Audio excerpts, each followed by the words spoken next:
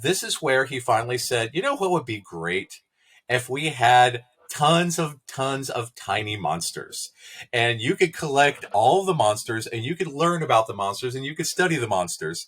And this is what a big thing about the appeal for autistic people is: the ability to categorize and collect and research. Because if I've said it once, I've said it a million times. We autistic people, we need our libraries, we need our museums, we need our animals, we need our gardens. Welcome to the Autistic Culture Podcast. Each episode, we dive deep into autistic contributions to society and culture by introducing you to some of the world's most famous and successful autistics in history. Before we get started, a quick disclaimer on how we use the word autistic. The purpose of this show is not to diagnose the people or characters we discuss as autistic. While some may have announced being autistic, what we're sharing here is our observation of what is representative of autistic culture. It can sometimes be difficult for autistic people to celebrate our natural tendencies and traits due to the perception of autism as a disorder that needs to be fixed, a long history of damaging medical interventions to try and get us to fit in with mainstream culture, and protective masking skills many of us have developed to try to stay safe. Whether you are autistic or just love someone who is, your hosts Dr. Angela Loria, the linguistic autistic, and licensed psychological practitioner Matt Lowry welcome you to take this time to be fully immersed in the language, values, traditions, norms, and identity of Autistica. Episode 16, Pokémon is autistic. Hey Angela, what's your favorite Pokémon? Well, obviously, Matt, I gotta catch them all. So I don't like to play favorites here, but I will tell you I am a secret Charizard fan. I think Pikachu's it's a little much. It's a little too Harajuka for me, but I love me some Charizard. Yes. Charizard is an excellent choice. I'm all about, especially Ultra Charizard, which is definitely a dragon type. Power up. Oh, yes. I think that my favorite is Shaman, which is a hedgehog Pokemon, but my son is definitely an Eevee fan. Oh, I love Eevee. I get excited when I get Eevee. It's like it's a friendly Pokemon. And versatile because of all the different evolutions. But that's the thing, because there's so many Pokemon, you definitely want to catch them all. You do want to catch them all. I want to be the very best. Like no one ever was? Exactly. How did you know? You're on to me. Oh my God. I can't believe I'm a Pokemon dork, but I really it was one of the few highlights of parenting. Parenting is very hard for me, but when my kid got into Pokemon Go, I was like, oh my God, I love this. And we would go out at 2 a.m. to go build a gymnasium or something. I was like, it was me driving it, maybe more than him. So it was a highlight of parenting. And that's the big thing, because there's so many things about Pokemon that are appealing to autistic people. And so I started looking into this way back. So my story, I've been playing Pokemon since Red and Blue in the 90s. That was the original cards, the card deck? The original video game, back when I didn't even know there was a video game. Oh, yeah. You are kicking it old school Pokemon. Very old school. As soon as the original Game Boy game came out, I was there. And I do remember it was Game Boy. I can kind of picture that. Yeah. It was originally Game Boy because Nintendo did not have enough faith in it to put it on a mainline system. But Satoshi Tajiri, the creator of Pokemon, thought that the Game Boy would have been best anyway. So I was there at the beginning, and I have been playing it ever since. When I was working in the schools, I was known for, let's say, using some creative tricks to gain shiny and legendary Pokemon through less than legitimate means. But this was back in the day. Because back before hash checks and all this other stuff. So I accumulated a great number of Pokemon that could be rarely obtained.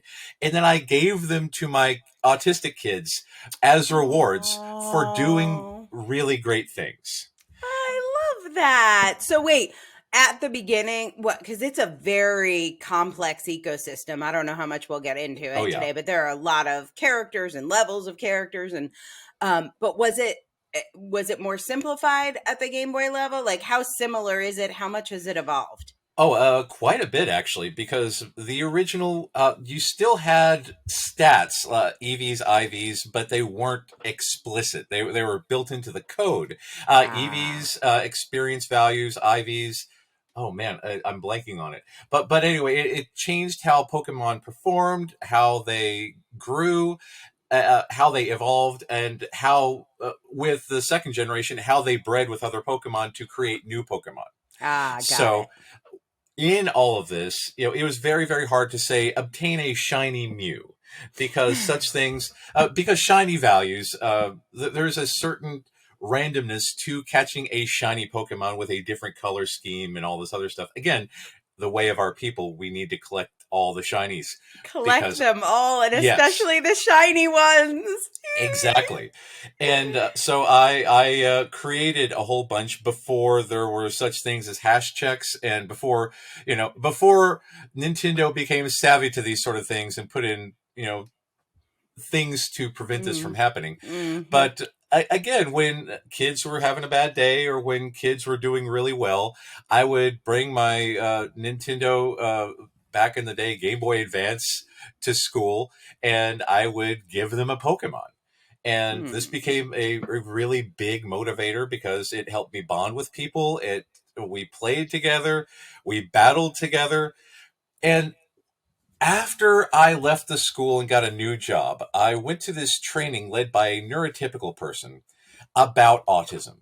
And I Oh, will my never favorite. forget this. My favorite. Exactly. Autistic trainings run by holistic people. Bring it on. Exactly. And this man said Pokemon, Digimon, whatever, because he couldn't differentiate between the two. He said, and I quote, "There's a special place in hell for the person who created Pokemon because of the obsession it causes in children with autism." Oh. And being an autistic person, And by obsession, you mean joy and fun? Is that that's the thing. That's the thing. no That's the no thing. more joy and fun for autistic people? This is the thing that kills me because I was attending this with colleagues and I was not out at the time. I was deeply in the neuro closet Mm. out of a sense of safety because, again, we live in a very biased world that has certain views. And at the time, the people I was working with were under the impression that autistic people could not be professional, so I did not feel safe in revealing myself. So I simply said, the creator of Pokemon is autistic, and just left it at Left it that at that. because yeah, because that's very, very hard to educate people who are not willing to be educated. And Hmm. this is one thing about Satoshi Tajiri, the creator of Pokemon, because I should preface this by saying that even though the entire internet refers to him as being autistic or diagnosed Asperger's, Mm. the original source of this claim was apparently on MySpace, which has since been deleted. But Oh. again, one thing about being Japanese and potentially being autistic, there is a ton of stigma in Asian culture about being autistic. In black and brown communities, especially, there are stigmas about autism as related to the ability to be successful.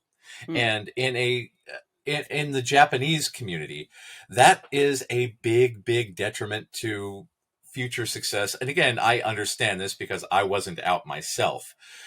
So there is a possibility that he is in fact autistic, has mentioned it at some point, but has since said, "Hey guys, I'm not going to talk about that anymore," because he's an intensely Ah. private man.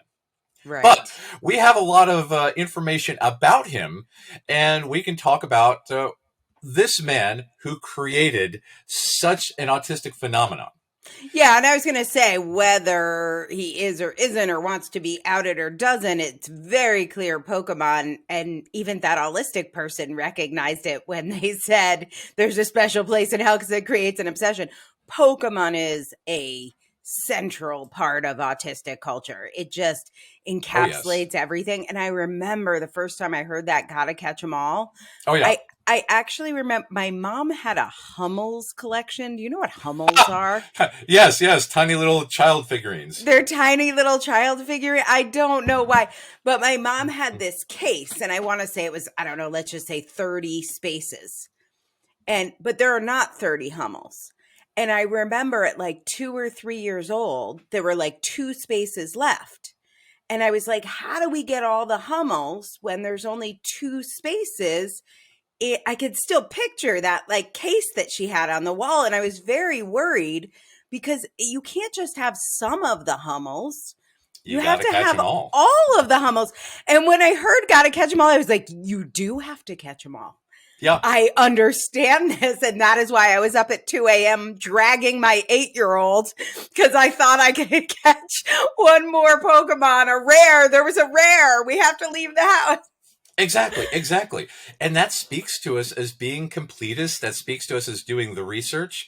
And this is identical to Satoshi Tajiri's childhood because other children called him Dr. Bug Oh, because he needed to collect all of the bugs. He oh, spent I get it. all he spent all of his time out in nature getting new bugs. And this is a big thing that led him through his life. And until he was a teenager, he was a very, very avid bug collector and a budding entomologist. The people who confuse Bug etymology guy. and entomology bug me. But Yeah. yes, But yeah. But so as a teenager, he became fascinated with arcade games. And he really, really liked stuff like Dig Dug and Space Invaders. And he got into a place where his parents were very, very concerned about his future success because he was so intensely interested that he created his own fan magazine that he self-published with a guy that later became the artist for Pokemon. He bound it together. He wrote all the text. This other guy did all of the art, and he called it Game Freak. And for people who are aware of Pokemon, Game Freak is the publisher of the Pokemon franchise. Well, the author of the Pokemon franchise. Nintendo publishes it exclusively, but Game Freak is the company that creates it. So Game Freak was originally this magazine about cheats and tips and Easter eggs and all of these really, really, really deep dives into coding and into the way that the games worked. And he went in and he dissected the code and learned about how to code video games. And he wanted to make a better video game. And this is where he finally said, you know what would be great if we had tons of tiny monsters. And you could collect all of the monsters and you could learn about the monsters and you could study the monsters. And this is what a big thing about the appeal for autistic people is the ability to categorize and collect and research. Because if I've said it once, I've said it a million times. We autistic people, we need our libraries, we need our museums, we need our animals. We need our gardens. We and need, our Excel spreadsheets, please. yes, exactly, because we have to have all of the data. We need to understand the world around us, especially with, the whole intense world theory, making the world chaotic for us. We thrive on understanding. We thrive on this monotropic focus into great detail about the world around us, right? Mm-hmm. Mm-hmm. Mm-hmm. So Satoshi Tajiri uh, created this company, and the company worked for 6 years to perfect the Pokemon games. And during this time, he didn't take a salary because he was just doing it for the love of the game. He lived off of his parents' money and he just worked and worked and worked. And during this time, he would have really abnormal sleep schedules, sleep for maybe 12, 16 hours at a time, work for 24 hours, because again, Speaking of which, I saw you up about 5 hours ago in the middle of the night. So weird sleep hours, my friend. that is intrinsic to us because we Ah. just do not. We have so our circadian rhythms are impacted by our neurology. Mm. We have a thing called delayed sleep phase onset, which may make it easier for us to stay up at night. We also have, we tend to have sleep apnea. I have sleep apnea. I've got a BiPAP machine that keeps me alive during the night because my body just stops breathing. Hmm. But at the same time, I will. The other night I slept for like 18 hours in a row, and last night I slept for like 4, then couldn't get back to sleep, so I got on the internet and just fooled around And for a bit. see, I was eavesdropping. Exactly, exactly. I finally crashed again and was able to get sleep. But this segmented sleep is a big thing about us. That a lot of health issues come from the lack of sleep. A lot of concentration, depression, anxiety can come from a lack of sleep. And there's a lot of these other things that are commonly part of the autistic experience that holistics don't understand in that regard. But this is a thing about him because he would work and work and work and work and then crash and then work and work and work and work and crash But because that this sounds is like the way. monotropism too. Like Exactly. that's what if I'm into something, why would I sleep? I'm in the middle of something. Okay, we're going to take a quick break. We'll be right back. We love sharing stories of autistic culture. And if you are seeing yourself in any of these stories, and you're wondering if maybe you're one of us, or maybe you're already diagnosed or self diagnosed, and you want to know if Matt can help you live your life better and be more authentically autistic, check out his website at mattlowrylpp.com. That's Matt, M-A-T-T, Lowry, Lowry. And then that LPP, it stands for Licensed Psychological Practitioner. So head on over to mattlowrylpp.com and learn more about working with my buddy Matt. He was in the flow, the capital FLOW, because when he is in the flow state, he cannot stop. We refer to this as autistic inertia because a body at rest stays at rest, a body in motion stays in motion. And to outsiders, this may appear to be bipolar because of our monotropic focus. Our brains are like freight trains. They're either stopped or they're traveling 150 miles an hour with 15 tons of raw inertia behind it. And they cannot stop. They cannot change direction. They cannot slow down. So this is the So are way you that the saying man it works. looks like mania to people?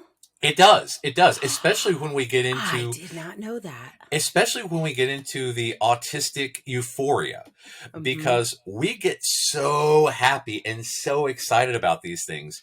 It's very confusing to outsiders. And this is one thing about giving kids the shiny Pokemon, because when I present kids the one Pokemon that they can't get, oh my God, they danced and they screamed and they ran around the room because it was the greatest thing ever. I gave a kid so there in Pokemon Go, there is a Melmetal and a Meltan. Two Pokemon exclusive to Pokemon Go. And there was a kid who did not have Pokemon Go. And he was having meltdowns and he was having all these other things. And I said, well, I'll make you a deal. If every time you get emotionally distressed, which was often, remember, Mr. Matt will give you a melt medal. And I like the alliteration on that. And so this kid for 2 weeks would say, Mr. Matt's going to give me a melt medal. Mr. Matt's. So he went from having 3 or 4 meltdowns a day to like one over 2 weeks because he was able to say, no, got to calm myself, got to calm myself, got to calm myself, got to. And that became a monotropic focus of learning this calm before he got to that point because he needed the Mel medal. Right. And indeed, I gave him the Mel medal, and it was the greatest day. He screamed, he ran around. This kid nearly peed himself because he was so happy to fix that hole in his collection. And between all that, we learned about teaming emotions as a Pokemon trainer because, as anyone with a Charizard knows, Charizards are very temperamental creatures. It's true. Charizards only respect the highest level of trainers. Charizards, any Pokemon respects a trainer with a high level badge. Again, we got to collect the badges because that is the way of our people. But that's the thing. Pokemon listen to trainers that they respect, and we have to train our emotions. We have to train ourselves.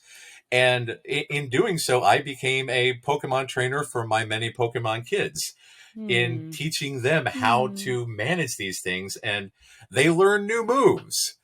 And I still have the original Pokemon battle theme on my phone from one kid because every time he got super into a meltdown state, I would play the battle theme and say, "A wild Bob appeared." Matt used therapy. Therapy is ineffective. And Matt used humor. It's super effective. And so this kid, whenever he heard the battle theme, it somehow triggered the love of Pokemon, and he got out of the meltdown state because he could not stop but finding it amusing that he himself was a wild Pokemon. Mm-hmm. And that was the key to getting all of this together. And these days, he's a relatively happy, healthy adult Love it. because again, this Pokemon really speaks to us because Satoshi Tajiri understood this. He was a big fan of anime. He was a big fan of video games.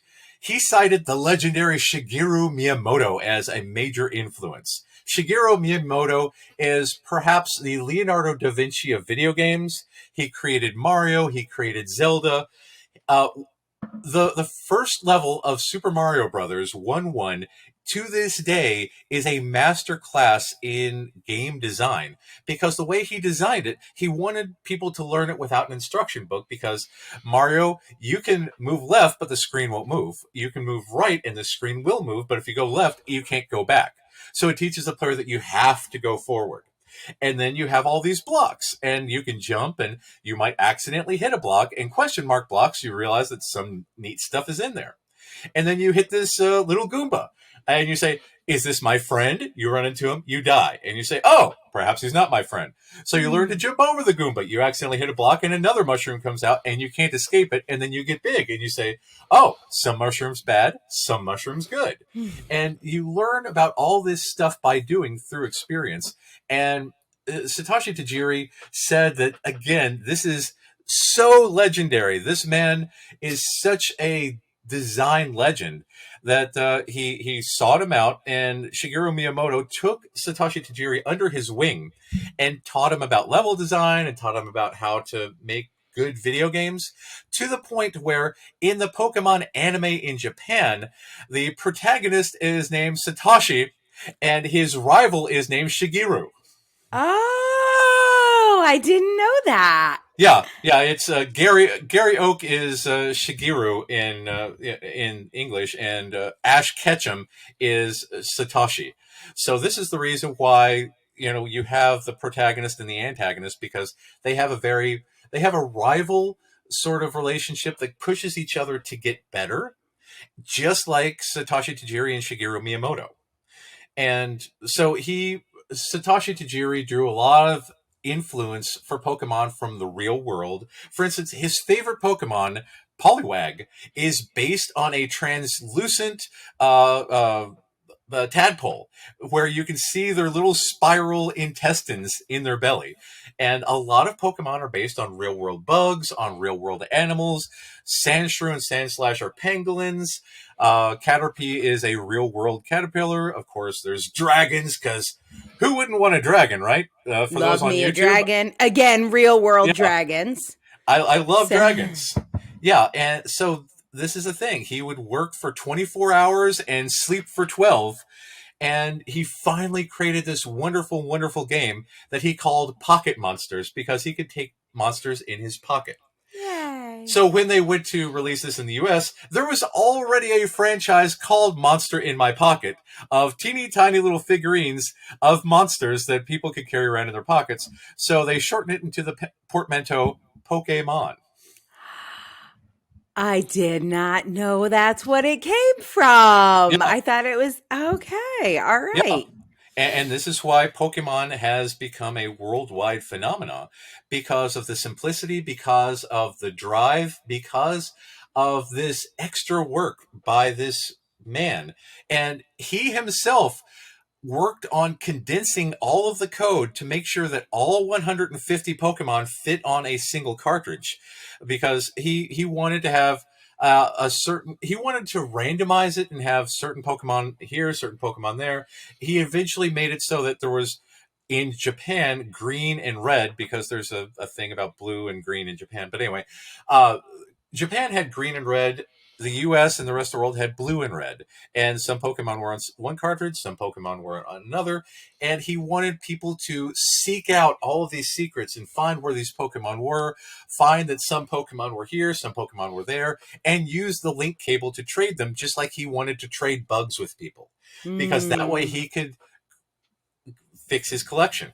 And when he did all this code condensing, he had just enough space left for one secret Pokemon. And he decided it would be fun to have a secret. So he created this Pokemon named Mew. And I actually have a Mew figure right back and Yeah. behind my original Game Boy. If you're watching on YouTube, you can see it. But Mew is only accessible through a glitch or through a secret giveaway. And when people started finding this secret Pokemon, all of a sudden the nascent internet of the late '90s started lighting up, and word got out of all the secrets and the mysteries. And this game that Nintendo had initially written off and said, "Oh yes, it's just going to be another Game Boy game." It was late in the Game Boy life cycle. They didn't pay much attention to it. All of a sudden, it became a worldwide phenomenon because of all this extra attention to detail. Detail. That's what we do. Attention That's to the thing. detail. And that's the thing, because in the years since, there has been more and more and more attention to detail given. Now, as of the second generation, people can breed Pokemon that get different IVs and EVs to get these different levels. And you can breed Pokemon in order to have a Pokemon that is ideal for battling or ideal for pageants, because there are Pokemon pageants within the game. There are all sorts of these Pokemon contests within the game. So there's all sorts of ways to play Pokemon that are not just battling. But the main way continues to be cataloging and researching and understanding, because Mm. you are tasked by a Pokemon professor, because he himself is Dr. Bug. And I might add that the description of autistic kids are little professors, because our goal is to research and understand and get as much data as possible on literally everything that we love. And that is the way of the Pokemon. And it feels so good to have that information in your head. Like there is like the Pokemon battles and which one will win and who has more power or whatever. But I think if you're looking at this from an holistic perspective, it's like, can we get to the game? Yeah. But for us, the game is like on the cards. Oh, it's a psychic Pokemon. It's this type of Pokemon. It does this. It does that. That is part of the game. I mean, the battle's cool. That's a piece of it, but that's not, it's not, this stuff isn't extra. This is fun. I know for me, one of the things that I do is just like, I love looking for the patterns Yes. I always look for, not just in Pokemon, but in everything, mistake. I don't know why I like looking for mistakes, but I like looking for breaks in the pattern. Yeah. Yeah. Yeah. You cannot find it in Pokemon. Oh, no. That shit is buttoned up. It is. It because is. once you start to see what he's doing, or I don't even know who's doing it, but it's just like, wow, it's solid, it's seamless, and it's so robust. Yes. And that's the fun part. I mean, yeah, battles, but it's not just about the objective of the game. It's about living in the world. Exactly. And it becomes immersive. And there is one interview where Satoshi Tajiri did say that he wanted to create a world for autistic children. And again, there's nothing that I can find on the internet that specifically says, "Hi, I'm Satoshi Tajiri and I'm autistic. Pleased to meet you." But he does say that he wanted to create this world to live in. And this is a big thing about, this Autistic dude who says that Pokemon is the devil because it creates this world that kids want to be enveloped in. But this ties into the whole concept of what we call flow psychology. Flow with a capital F, pioneered by this man named Mihaly Robert Csikszentmihalyi. a Hungarian American psychologist who passed away in October 2021. He was a big proponent of what they call positive psychology, and when he studied the concept of flow, he came up with a few things. But this is how he wanted to uh, initially define it. All right. And Csikszentmihalyi once said, repression is not the way to virtue. Is this where we're going? Or you Yeah, want me yeah, to go? Yeah. yeah. Go for it. Yeah. Okay. I'm very surprised by this quote. When people restrain themselves out of fear, their lives are by necessity diminished. Only through freely chosen discipline can life be enjoyed and still kept within bounds of reason. And this is a big thing for how we Ah. enjoy our special interests, our spins, because we put order upon it. We do this not for the sake of extrinsic motivation, not for the sake of other people. We do it for the sake of ourselves. We do it for the sake of to be the very best, like no one ever No one was. ever was. And this is a thing. So this is another quote about Csikszentmihalyi and his work. In his seminal work, Flow, which we'll put the link to in the show notes, Csikszentmihalyi outlined his theory that people are happiest when they're in a state of flow, a state of concentration or complete absorption with the activity at hand and the situation. It's a state in which people are so involved in an activity that nothing else seems to matter. And what's really neat about that is that subsequent studies have shown that people in a flow state enter a state of meditation, and our brain waves switch over from alpha waves to theta waves. And when you are grinding away in Pokemon and trying to be the very best, this causes this flow state. And this causes our total relaxation, this total meditation. And when people play Pokemon or play an RPG or read or go out into nature, whatever helps you enter a flow state, you are ultimately relaxed. This is very, very healthy for you. This is a way to reduce stress, reduce tension, to be the best that you can possibly be. And so one of Yeah, the and like it's interesting because I love that the idea of like doing it not just because it's not about winning, it's about being in the flow state. Like exactly, it's not exactly, like that's what I was saying about it's not about the battles, it's about like being in the world. And then like yeah, I like winning, but I'm not motivated by the winning. I'm motivated by the flow. exactly. And that's the thing, because it's not, I want to be the very best, not, I want to be the champion, because the champion isn't the end goal. The champion, the goal is to be best, to be better than you, to constantly improve. And this is a thing about us and our interests and our collections and our books and everything, because if something is worth doing, it's worth doing to the absolute best of our possible abilities and to increase our abilities, so that what we do today might seem like crap in 15 years, but it's better than 15 years ago. And we continue to improve and to improve and to improve. And this is the ultimate goal, to refine ourselves. And so Csikszentmihalyi, through his studies, said that a certain type of person is more likely to enter a flow state, because let's face it, neurotypical people have a very difficult time entering a flow state. A lot of neurotypical people don't understand the flow state. So he said that a certain type of person with an autotelic personality is more likely to enter a flow state. Ooh. And he said, these are the traits of a person with an autotelic personality. Thanks for listening to the Autistic Culture Podcast. We'll be right back. When autistic people find a special interest, they go deep and have a lot of knowledge, even if they don't have that formal education background to go with it. If you want to capture your spin in a book, check out Angela's work at differencepress.com, differencepress.com, and find out more about becoming an author and establishing your credibility with a book. Let's dive into the autotelic personality. He said, these traits include curiosity, persistence, low egotism, and a high propensity to perform activities for intrinsic reasons. People with most of of these personality traits are said to have an autotelic personality. The term autotelic comes from two Greek words, auto, obvi, meaning self, and telos, meaning goal. Ooh, being autotelic means having a self-contained activity without the expectation of future benefit, but simply to be experienced. And There's a word for it. and this is the thing, because again, when this holistic man was talking about how bad Pokemon is, he didn't understand anything about the autotelic personality, because Pokemon, there's so much to learn, there's so much to understand. It piques our curiosity.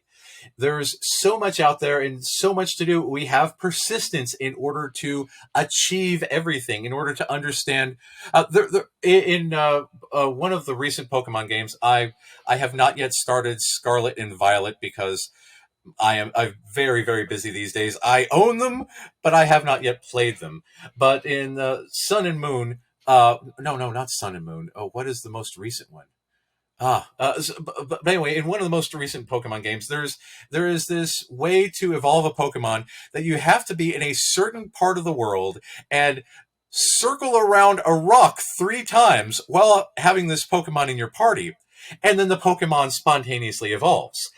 And again, there's all sorts of bizarre, crazy things like that. In one of the older generations, you have this squid that only evolves at a certain level if you're holding the Game Boy upside down. And again, all these mysterious, crazy things to do. There's secrets to discover, and this gets your curiosity piqued all over, and your persistence to learn all the secrets. Your persistence to be the best there ever was. Low egotism means that you're going to keep fighting and keep fighting and keep fighting and keep learning and keep learning and keep learning, even though you might lose. You might lose a battle, but this is a big thing that Satoshi Tajiri put in there. He didn't want the animals to die because that would be sad. He just had them faint. So you could take them back and revive them, give them a potion, and they're okay and they're good as new again. Because again, he loves his animals. He's a big fan of his animals. I So agree. this low egotism means that you keep going and keep going and keep going. And this high propensity to perform activities for intrinsic reasons, you're doing it for the sake of doing it. You're not doing it because Satoshi Tajiri will come to your house and give you a check. You're doing it because this is the way. And Right. this is the Or thing. even to win the game. Yeah. And that's not to say it's not fun to win, but there's something else happening with us. Yes. And I think when holistic people are like, can you get to the point? Can you get Yeah. this kind of relates to mazing Yes, in exactly. Go for that. conversations. Yeah. So like in a conversation, you're trying to get from point A to point B, whatever. Goldilocks eventually had the porridge, whatever happens. But we really go for the tributary. So yes, we're trying to win the battle, but if it wasn't fun to read and be a part of all the stories along the way, then the battle itself isn't that fun. I mean, it's fun, but it's not that fun. And so I think there's a connection between the way we storytell and using mazing. And, sometimes people will say we interrupt. I certainly interrupt myself as well as other people. But the interrupting is fun for us. Like it's making connections. It's like, oh, and this and this and this. Like I almost interrupted you, but didn't. But now I'm going to. When you mention being in a certain point in the world and spinning around the rock 3 times and then you turn into someone else, you literally described my wedding in New Delhi. Ha! I got married in India. It had to be at a certain time. Our wedding was at 3:26 a.m. because that's when the stars were aligned. Oh, neat. And then I had to walk around a fire 7 times, 3 times counterclockwise and 4 times clockwise. And then I became a wife. So that's neat. You evolved. I was like, I evolved. That's awesome. So yes, amazing in action right there. Exactly. And that's what you learn, new things through mazing. You get all these interesting details. You go off on these tangents that you didn't know you wanted to go down, and you learn all this new stuff. This is the way our brains work. We are parallel processors in that regard. And this is a big thing about us that holistics can't understand, because that's not how the holistic brain works. But so this intrinsic motivation, this flow state, it turns out surprisingly enough, that this is the method of creating a successful video game. Oh, handy. The primary goal of the game is to create entertainment through intrinsic motivation, which is related to flow. That is, without intrinsic motivation, it's virtually impossible to establish flow. Through the balance of skill and challenge, the player's brain is aroused with attention engaged and motivation high. Thus, the use of flow in games helps foster an enjoyable experience, which in turn increases motivation and draws players to continue playing. As such, game designers strive to integrate flow principles into their projects. Overall, the experience of play is fluid and is intrinsically psychologically rewarding, independent of scores or in game successes in the flow state. And this appeals to the autotelic personality. This appeals to the way our brains work. This appeals to how we function. In contrast, this is why a lot of workplaces are not autistic friendly, because a lot of workplaces go directly against the flow state, go directly against the autotelic personality. Because these are three things that employers do wrong. This is how we best function in a flow state, right? And this is Csikszentmihalyi Yes. on this? Okay. Yes. The activity must have clear goals and progress. This establishes structure and direction. The task must provide clear and immediate feedback. This helps negotiate any changing demands and allows adjusting performance to maintain the flow state. Good balance is required between the perceived challenges of the task and one's perceived skills. Confidence in the ability to complete the task is required. Because Csikszentmihalyi says that unless you get this very clear, very aware, view of your own progress to say, yes, you are indeed mastering this skill, you can't achieve, when you know that you master it, when you feel good about mastery, you can take on the biggest challenges and you get into the flow state immediately because you say, yes, this is my skill level, I rock this. But if things are ambiguous, because again, holistics tend to be ambiguous in the workplace of, yes, you get your paycheck, you're not fired today, we'll see about tomorrow. It's not suited towards the autistic personality. And in fact, Csikszentmihalyi specifically said this. In his chapter, Why Flow Doesn't Happen on the Job, Csikszentmihalyi argues the reason that flow doesn't occur is that the goals of one's job are not clear. He explains that while some tasks at work may fit into a larger organization plan, the individual worker may not see where their individual task fits in. Second, limited feedback about one's work can reduce motivation and leaves the employee unaware of whether or not they did a good job. When there is little communication of feedback, an employee may not be assigned tasks that challenge them or seem important, which could potentially prevent an opportunity for flow. And this is a big thing that I have experienced in my life because, again, working in community mental health for a decade, there are all sorts of people with different styles. There are some people that are very hands-off. There are some people that were micromanaged. There's one in particular employer that wanted to install tracking software on our personal phones to make sure that despite having 2 graduate degrees, I was at my job when I was supposed to be at my job instead of just saying, oh, yes, we trust you because you have 2 graduate degrees. But listen, Matt, that is very common now. Yeah, it's insane. Very common. Most people are tracked at work. And that's the thing, because yeah, this is part of the holistic management style, and that's why it doesn't work for us. It was ambiguous until somebody says, oh, yes, you're doing a bad job with that. Like, well, I didn't know I was doing a bad job. When I was doing autism testing, they said, oh, you're not doing theory of mind testing because autistic people don't have theory of mind. And I was like, I'm going to disagree with you on that. But again, I was disagreed with because the person, and again, the person in charge told me, Matt, you can't diagnose both autism and depression or autism and anxiety because all autistic people have depression and anxiety. And I was like, well, I do now. Thanks. The curse of Simon Baron Cohen strikes again. Seriously.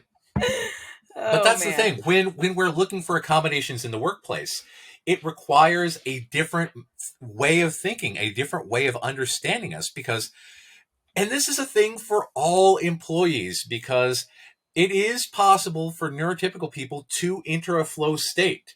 It's easy for us to enter a flow state, but again, these conditions must be met. If a workplace wants optimal performance from its employees, the flow state is the way to do it. And again, when I'm working on my own now, when I see people and I do therapy with autistic people, when I do autistic evaluations, when we're doing the podcast, when I'm doing trainings, I am in the zone. I know my stuff. I'm proud of my stuff. I continue to research. I do, I'm up late at night doing more research on autism because I love learning about the tisms. And this ability to share such information, this ability to get into the zone and learn more about autism than I knew yesterday, to learn new fun factoids, to be able to share these facts, to have this very podcast and share all this information with listeners. This makes my job worthwhile because I am in the flow. This I want to be better than I was yesterday. I'm not competing with any other practitioner. I know several other autistic practitioners, and we all talk with each other, and we all help each other become better because it forces us to get better. That phrase about a rising tide lifts all ships. Mm. This is the thing. The more we learn, the better off we all are. And this makes us all better people and better practitioners because we get into this flow state. And that is what Pokemon and indeed lots of video games are all about. A This heart so true, our courage will pull us through. You exactly, teach me exactly. and I'll teach you. Pokemon, gotta catch 'em all. Okay, I had a moment.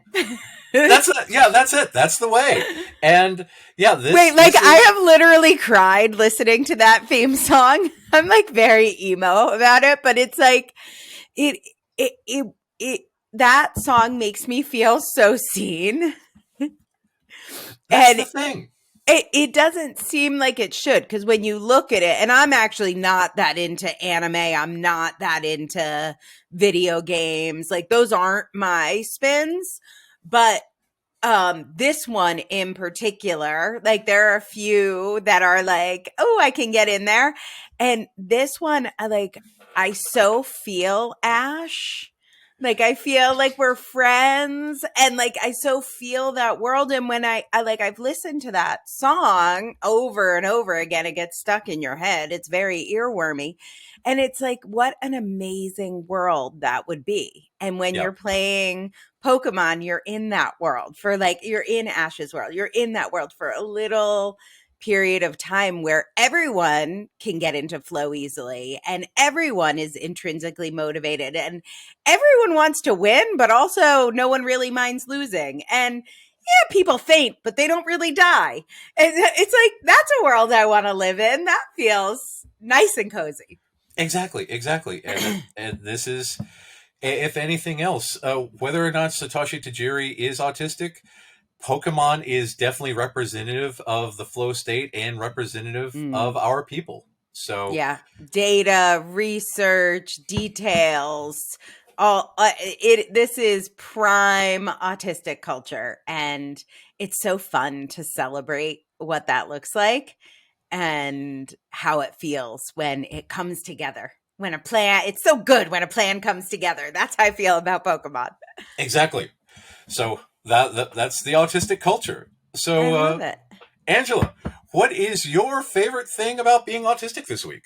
I wish I could tell you that it was playing Pokemon. I did not play Pokemon.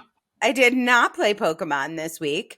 What's something yummy and autistic that I did this week? Well, actually, I'll go down this route. We talked about it a little bit before recording the show, but my son is a junior in high school, so we are doing all the college things.